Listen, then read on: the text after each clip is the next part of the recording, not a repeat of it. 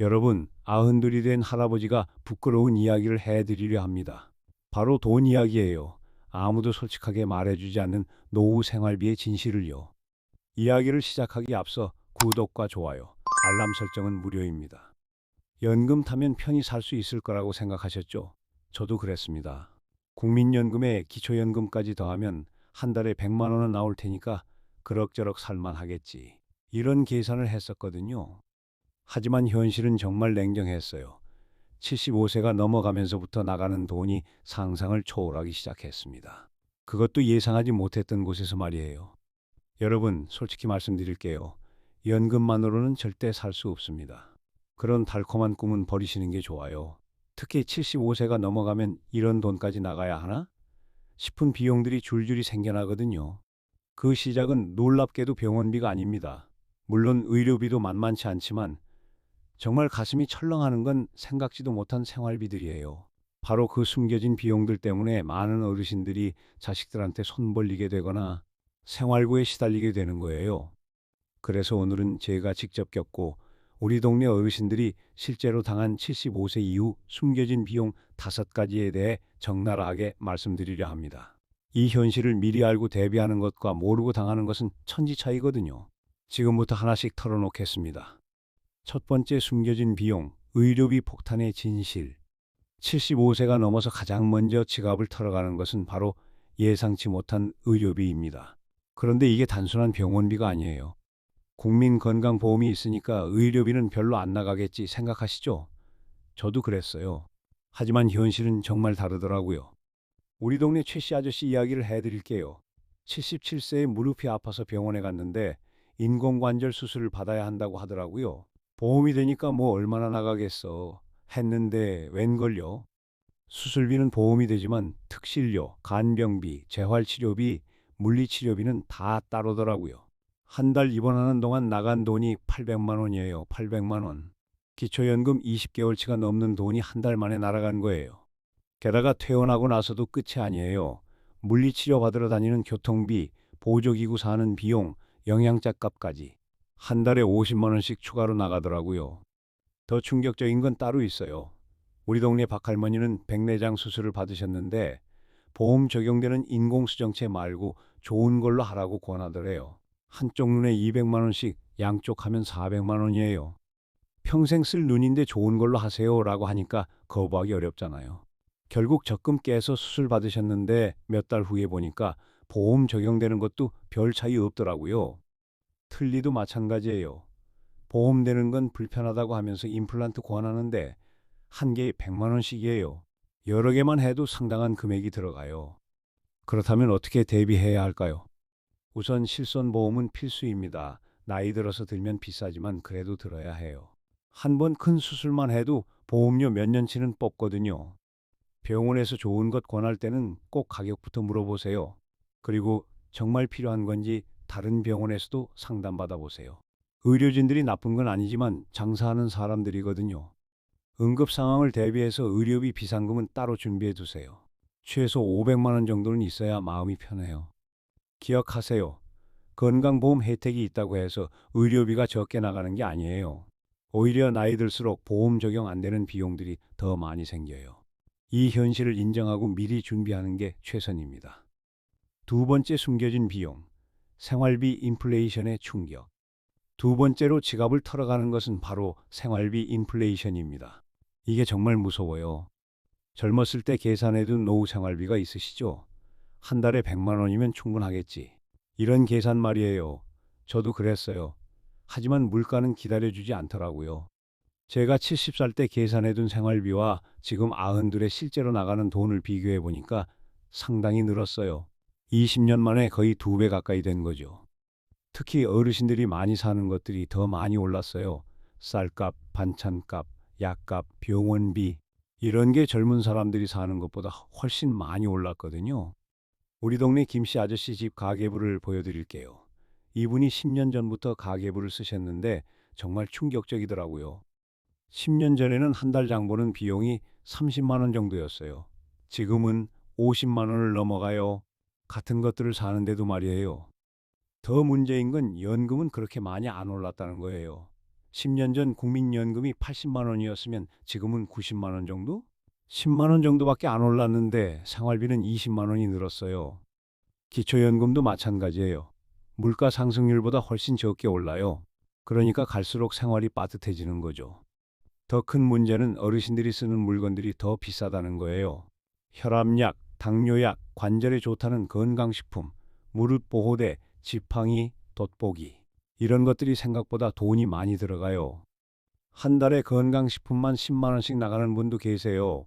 몸에 좋다니까 하면서 이것저것 사다 보면 그렇게 되더라고요. 그렇다면 어떻게 대비해야 할까요? 물가 상승률을 고려해서 노후 자금을 계산하세요. 지금 기준으로 한 달에 100만 원 필요하면 10년 후에는 최소 140만 원은 필요하다고 보세요. 고정 지출부터 줄여보세요. 통신비, 보험료, 공과금 같은 것들 말이에요. 시니어 요금제로 바꾸고 불필요한 보험은 정리하고 건강식품은 정말 필요한지 의사와 상의해 보세요. 대부분 비싸기만 하고 효과는 의문인 경우가 많아요. 마트에서 특가 행사할 때 미리미리 사두는 것도 좋은 방법이에요. 쌀, 기름, 조미료 같은 것들은 특가할 때 몇 달치 사두면 돈이 절약돼요. 기억하세요. 연금은 조금씩 오르지만 물가는 훨씬 빠르게 올라요. 이 차이를 메우려면 미리미리 준비하거나 지출을 줄이는 수밖에 없어요. 현실을 인정하고 대비하는 게 현명합니다. 세 번째, 숨겨진 비용, 주거비 상승의 덫. 세 번째로 예상치 못한 비용은 바로 주거비 상승입니다. 이게 정말 치명적이에요. 집은 있으니까 주거비는 안 들겠지 생각하시죠? 저도 그랬어요. 하지만 현실은 정말 다르더라고요. 우선 집이 있어도 관리비가 계속 올라요. 우리 아파트만 해도 10년 전에는 관리비가 10만 원 정도였는데 지금은 18만 원이에요. 거의 2배 가까이 오른 거죠. 난방비는 더 심해요. 가스비가 워낙 올라서 겨울에 한 달에 30만 원씩 나와요. 연금의 3분의 1이 난방비로 나가는 거예요. 그래서 춥게 지내는 어르신들이 많아요. 더 큰 문제는 전세 사시는 분들이에요. 우리 동네 정할머니는 10년 전에 전세 2억에 들어가셨는데 계약 갱신할 때마다 보증금을 올려달라고 하더래요. 이번에는 3억으로 올려달라고 하더라고요. 1억을 더 구해야 하는 거예요. 그런데 할머니가 1억을 어디서 구해요? 결국 월세로 바뀌셨는데 한 달에 100만 원씩 나가요.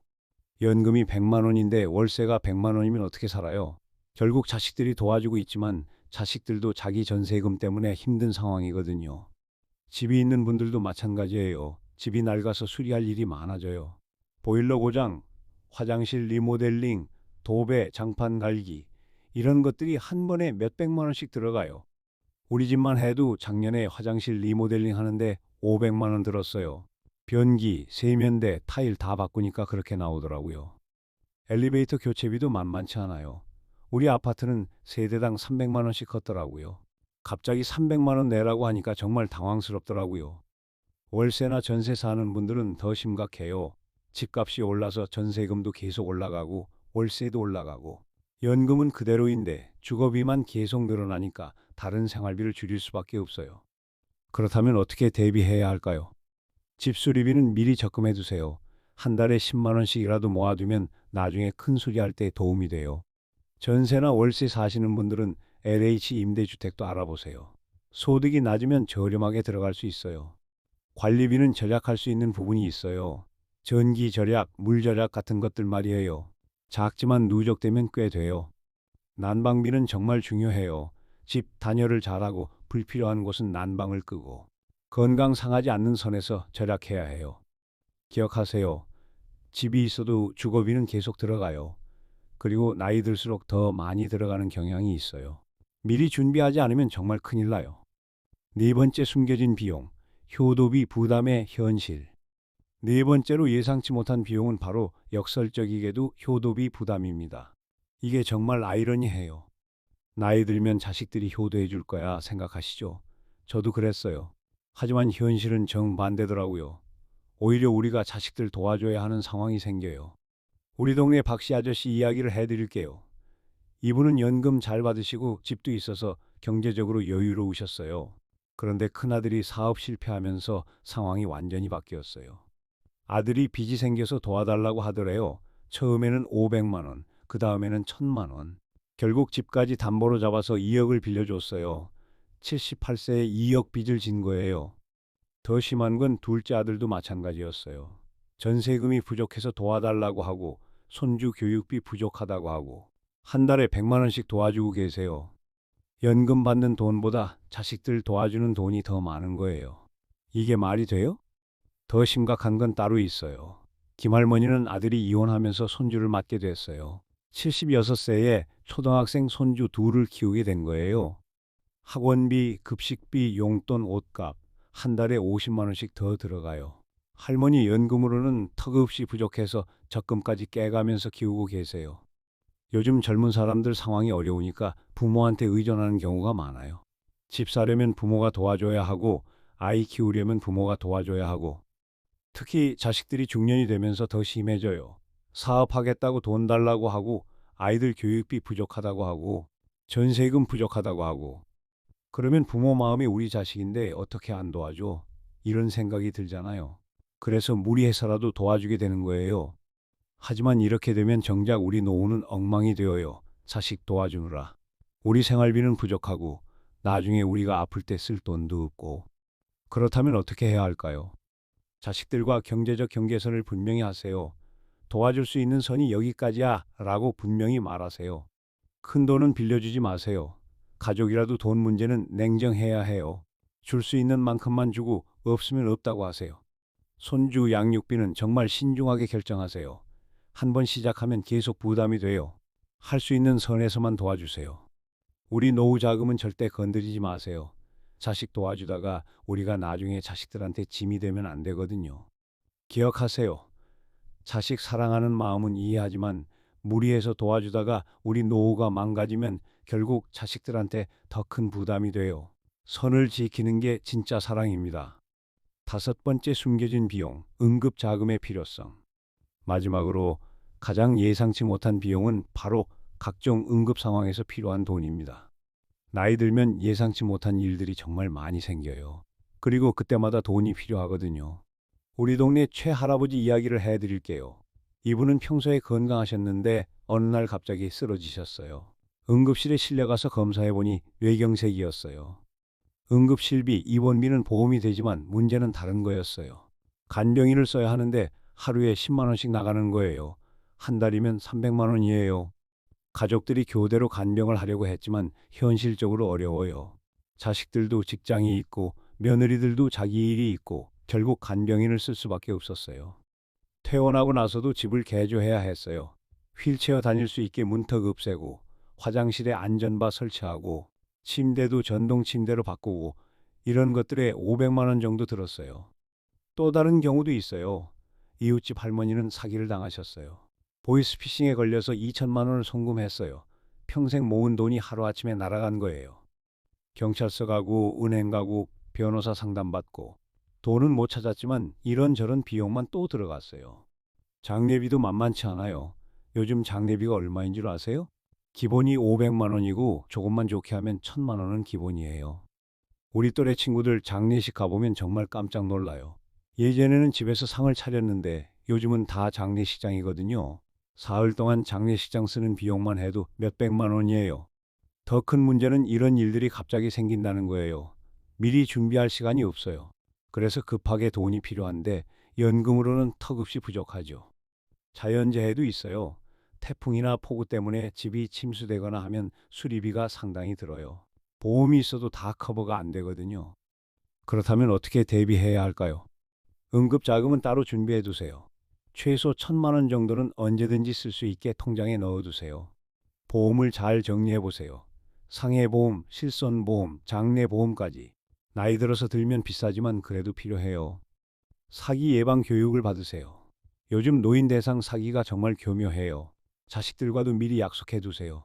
큰 돈 보낼 때는 꼭 확인하겠다고. 장례비도 미리 준비해 두는 게 좋아요. 장례보험도 있고 아니면 장례비 명목으로 적금을 들어두는 것도 방법이에요. 집 안전도 점검해 보세요. 미끄러운 곳, 걸릴 수 있는 곳들 미리 정리해 두면 응급 상황을 줄일 수 있어요. 기억하세요. 나이 들수록 예상치 못한 일들이 많이 생겨요. 그리고 그때마다 돈이 필요하죠. 미리 준비해 두지 않으면 정말 큰일 나요. 여러분, 지금까지 75세 이후 숨겨진 비용 5가지에 대해 적나라하게 말씀드렸습니다. 의료비 폭탄, 생활비 인플레이션, 주거비 상승, 효도비 부담, 그리고 각종 응급자금. 솔직히 기분 좋은 이야기는 아니었을 거예요. 하지만 현실을 알아야 대비할 수 있잖아요. 아흔도를 살아보니까 확실히 알겠어요. 연금만으로는 절대 살 수 없어요. 특히 75세가 넘어가면 나가는 돈이 상상을 초월해요. 하지만 절망하지는 마세요. 방법이 있으니까요. 우선 현실을 인정하세요. 연금만으로 편히 살 수 있다는 환상은 버리세요. 그래야 제대로 준비할 수 있어요. 지출을 정확히 파악하세요. 가계부 써보시면 어디에 돈이 나가는지 알 수 있어요. 그러면 줄일 것도 보이고요. 부업이라도 하세요. 75세라고 해서 일을 못하는 건 아니에요. 경비, 청소, 택배 도우미 같은 일들도 있어요. 한 달에 50만 원이라도 더 벌면 생활이 훨씬 나아져요. 자식들과는 경제적 경계선을 분명히 하세요. 무리해서 도와주다가 우리가 망가지면 안 되거든요. 건강 관리를 철저히 하세요. 아프지 않는 게 가장 큰 절약이에요. 무엇보다 체면 때문에 무리하지 마세요. 연금 타는 노인이 일하면 창피하다는 생각 버리세요. 일하는 게 더 건강해요. 여러분, 현실은 냉정합니다. 하지만 포기할 이유는 없어요. 미리 알고 준비하면 충분히 헤쳐나갈 수 있어요. 나이 들어서도 당당하게 살 수 있어요. 자식들한테 손 안 벌리고 체면도 지키면서 살 수 있어요. 단 현실을 인정하고 제대로 준비해야겠지만요. 75세는 끝이 아니라 새로운 도전의 시작입니다. 경제적으로도 슬기롭게 헤쳐나가시기 바랍니다. 지금까지 시니어 복가득이었습니다. 구독과 좋아요는 큰 힘이 됩니다.